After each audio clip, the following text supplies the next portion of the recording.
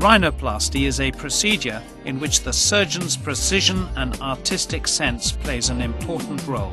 The goal in rhinoplasty is that the new nose does not call attention to itself, but blends fully into the general context of the face. Since there is no perfect or ideal nose, the time to explain what you want and expect from the surgery is during your first visit to your surgeon. The rhinoplasty procedure can be done under general anesthesia or with a local anesthetic and sedation. The nose is primarily a sensory and respiratory organ.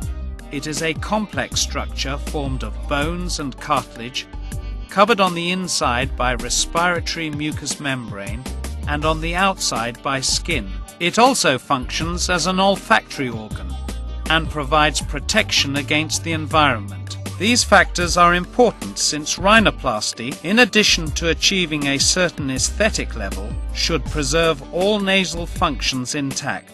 The procedure is performed through incisions made to the inside of the nose, which we refer to as closed rhinoplasty. It can be performed by adding another almost imperceptible incision on the columella, the central column of tissue separating the nostrils. This is what is called an open rhinoplasty.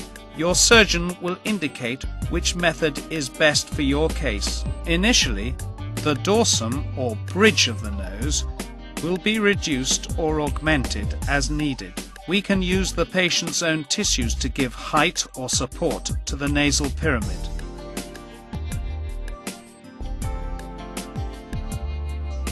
The tip of the nose is the most delicate part of the procedure, and the surgeon must exercise the greatest care.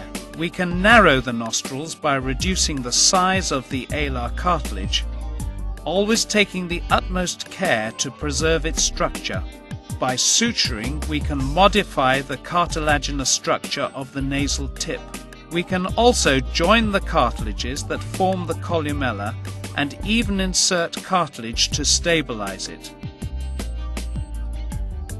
The use of cartilage grafts in this area to stabilize or give greater definition must be done with the greatest finesse and must be firmly secured. Finally, it may be necessary to fracture the nasal bones to close the space created in the dorsum. This maneuver is responsible for small hematomas that usually appear. After the procedure, a splint is normally applied. Contrary to its appearance, rhinoplasty is not a painful procedure.